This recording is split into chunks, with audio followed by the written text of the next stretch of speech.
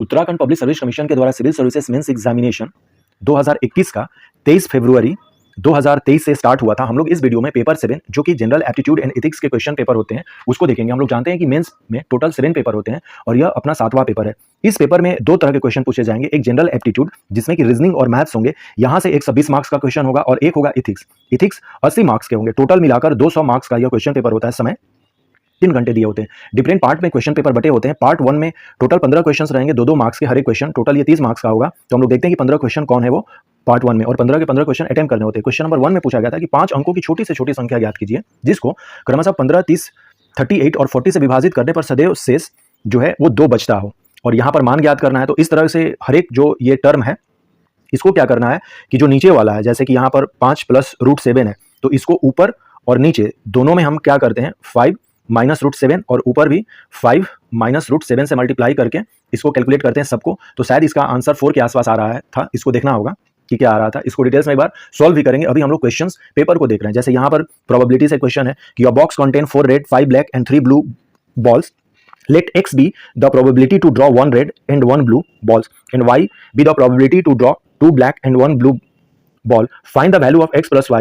That means x और y का पहले वैल्यू निकालना है और उसको जोड़ देना है, जो आएगा वही हमारा प्रोबेबिलिटी हो जाएगा। नेक्स्ट क्वेश्चन नंबर 4 जो है इसमें पूछा गया है कि माना a और b 2 स्वतंत्र घटनाएं हैं। यदि p of a is equal to 1/3 और p of b is equal to 1/5, तब p of a union b पूछा गया है का मान क्या होगा। इंटरसेक्ट का मतलब कॉमन होता है, यूनियन का मतलब है कि दोनों को साथ लेकर चलना। क्वेश्चन नंबर 5 पूछा गया है कि यदि एक संख्या को 5% घटाया जाता है और फिर 10% बढ़ाया जाता है तो प्राप्त संख्या मूल संख्या से कितना प्रतिशत बढ़ी या घटी होगी, यही निकालना था। तो सिंपल सी बात है, इसमें क्या करना है कि यदि एक संख्या को हम वो संख्या मान लेते हैं कि 100 है, इसमें इस संख्या को 5% घटाया जाता है तो 100 का 5% क्या हो गया 5, तो ये फिर क्या हो गया 95 हो गया।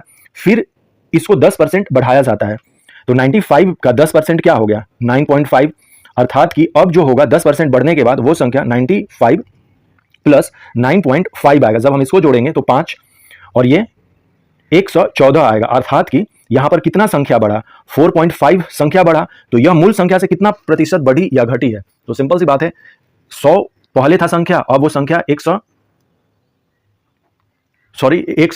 वो ये हो गया है 104 हो गया है, 104.5 हो गया है। तो ये कितना परसेंट होगा 100 का, यही हमें निकालना था यहां पर।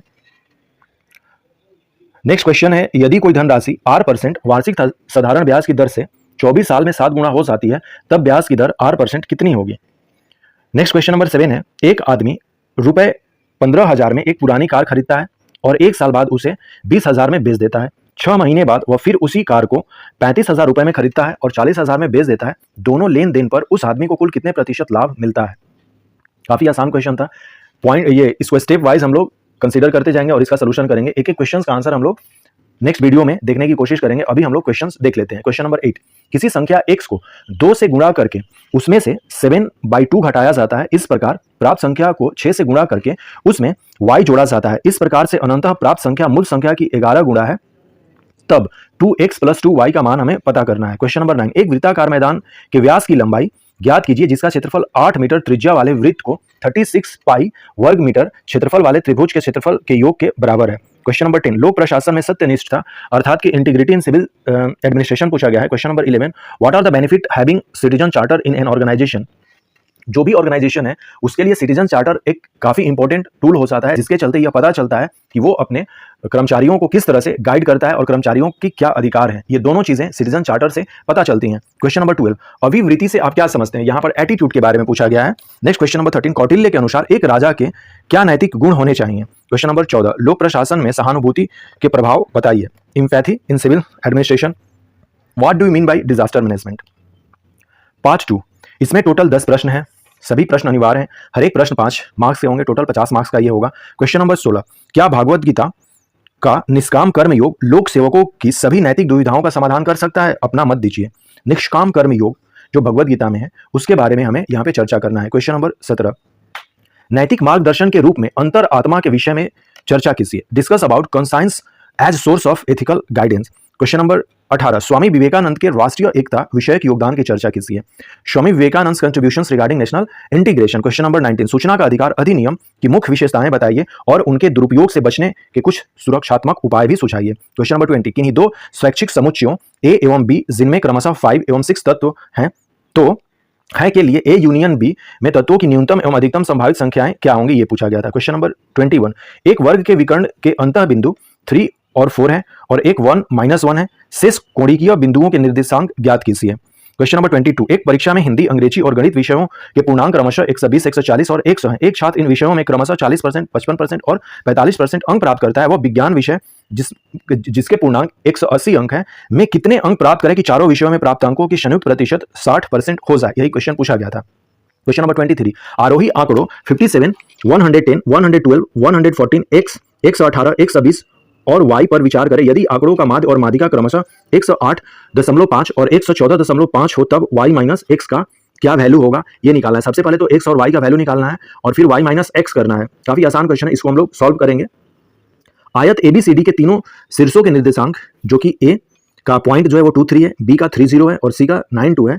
आयत का क्षेत्रफल और विकर्ण BD की लंबाई ज्ञात करनी है। क्वेश्चन नंबर 25, A किसी कार्य को 15 दिन में पूरा करता है, B उसी कार्य को 8 दिन में करता है, जबकि B और C मिलाकर उसी कार्य को 4 दिन में करते हैं। यदि A और C कार्य को x दिन में करते हैं और A और B y दिन में करते हैं तब x बाई y का मान क्या होगा। यहाँ पर भी x और y का मान निकालते हुए x बाई y करना है हमें। नेक्स्ट पार्ट 3, इसमें टोटल 7 क्वेश्चन है, 2 खंडों में बटा हुआ है। एक खंड में 4 प्रश्न है, जहां से कि यहाँ से ये एप्टीट्यूड वाला 3 प्रश्न यहाँ पर अटेम्प्ट करने हैं। खंड 2 में 3 प्रश्न है और इसमें से 2 प्रश्न सॉल्व करने हैं। तो इस तरह से हमें 7 प्रश्नों में से 5 प्रश्नों को सॉल्व करना है। हर एक प्रश्न के लिए 8 मार्क्स अलॉट है और जो वर्ड लिमिट है 125 इसमें है इथिक्स वाले के लिए। तो ये अभिरुचि वाला है, समान अभिरुचि, इसमें 4 प्रश्न है, 3 अटेम्प्ट करने। जैसे पहला दिया हुआ है कि 2 परिमित समुच्चयों A एवं B में क्रमशः m और n तत्व हैं। समुच्च A के उप समुच्चयों की कुल संख्या समुच्च B के उप समुच्चयों की कुल संख्या से 56 अधिक है, तो m plus n whole to the power 2 का मान ज्ञात करना है। Next question number 27, points A जिसका कि पॉइंट 04 है, B 1 and 3 है एंड C 6 0 है, are the vertices of the triangle ABC। Point D divides the line segment AC in the ratio 1:3। Find the coordinates of the point D and the ratio of the area of triangle ABD to the area of triangle ABC। Next question number 28, 2 समीकरण दिए हुए हैं, ये linear equation है, x और y का मान हमें ज्ञात करना है, काफी आसान है। क्वेश्चन नंबर 29, एक धनराशि जो कि 15,02,000 को A, B एवं C में क्रमशः 5:7:8 के अनुपात में बांटा गया है और तीनों ने अपने अपने धन को साधारण ब्याज क्रमशः 4, 5 और 6% वार्षिक दर से तथा 2 साल, 3 साल और 5 साल के लिए बैंकों में जमा कर दिया है। तो A और C पे अर्जित साधारण ब्याज को बजाई। काफी आसान क्वेश्चन है, इसको सॉल्व हम लोग करेंगे। सेक्शन 2 जो है इसमें 3 प्रश्न दिए गए हैं, 2 प्रश्नों को अटेम्प्ट करना है। जैसे पहला क्वेश्चन इसमें है, वर्तमान समय में प्रशासन के संदर्भ में पारदर्शिता के महत्व का वर्णन कीजिए। Transparency in context of administration in the present time, काफी इंपॉर्टेंट है क्वेश्चन ये। Question number 31, state the meaning of emotional intelligent and points out its utilities. संवेगात्मक बुद्धि का तात्पर्य बताइए और इसकी उपयोगिता का उल्लेख कीजिए। नेक्स्ट क्वेश्चन नंबर 32 है, गांधी जी के अनुसार 7 सामाजिक बुराइयां क्या है, उनका उदाहरण सहित उल्लेख कीजिए। According to Gandhi ji what are the 7 social science, illustrate them. Next part 4 जो है इसमें भी टोटल 7 क्वेश्चन है, 5 क्वेश्चन अटेम्प्ट करने हैं। प्रश्न ये जो पार्ट है 2 खंडों में बटा हुआ है। खंड 1 में 4 प्रश्न है जिसमें से कि 3 क्वेश्चन अटेम्प्ट करने हैं और खंड 2 में 3 प्रश्न है जहां से कि 2 प्रश्न अटेम्प्ट करने हैं। हर एक क्वेश्चन जो है वो 16 मार्क्स का है।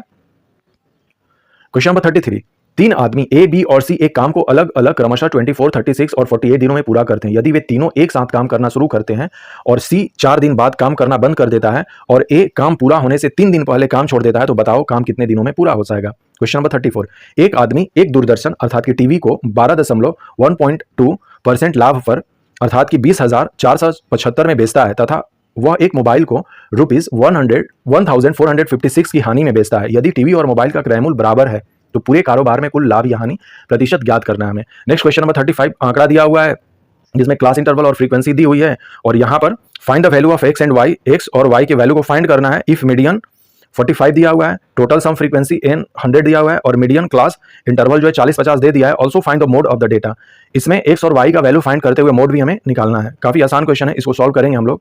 क्वेश्चन नंबर 36, एक व्यक्ति कुछ धनराशि जो कि 12.1/2% की वार्षिक चक्रवृद्धि ब्याज की दर से उधार देता है, वह धन को 3 बराबर किस्तों में वापस प्राप्त करता है। प्रत्येक किस्त 91,854 की है, उसके द्वारा अर्जित ब्याज की रकम ज्ञात कीजिए। नेक्स्ट खंड 2 जो है इसमें 3 प्रश्न है, 2 प्रश्नों को हमें अटेम्प्ट करना है। इथिक्स का क्वेश्चन है ये। पहला क्वेश्चन जो है 37, यदि आपको लोक सेवकों हेतु नैतिक आचार संहिता निर्मित करनी है तो आप किन 5 आधारभूत मूल्यों को प्राथमिकता देना चाहेंगे। if you have to prepare code of ethics for civil servant, which 5 fundamental values will you want to prioritize, जिसमें कि इंटीग्रिटी, ऑनेस्टी, ये सारी चीजें जो वैल्यूज हैं वो हम यहां पर लिख सकते हैं। नेक्स्ट जो 38 और 39 जो है ये केस स्टडी से रिलेटेड क्वेश्चंस है, इसमें से इसको पढ़ना है जो दिया हुआ है डेटा, और फिर ये जो क्वेश्चंस किए गए हुए हैं, जैसे ये कह रहा है कि आप उसे अपने कमरे में बुलाएंगे और उसे बताएंगे कि आवंटन क्यों नहीं हो सकता है, जैसे कि ये पूरा जो प्रकरण है इसे हमें पढ़ना है कि आप अपने सरकारी कार्यालय के अध्यक्ष हैं, आपके कर्मचारियों के आवंटन हेतु कुछ मकान सुरक्षित है। ये केस स्टडी है, 2 केस स्टडी अब दे रहे हैं। तो यह अपना पेपर 7 जो कि लास्ट पेपर है civil services Uttarakhand public service commission mains examination का, जनरल एप्टीट्यूड एंड एथिक्स, हम लोगों ने क्वेश्चंस पेपर देखे। नेक्स्ट हम लोग एक एक करके सोल्यूशन भी करने की कोशिश करेंगे। So thanks and take care.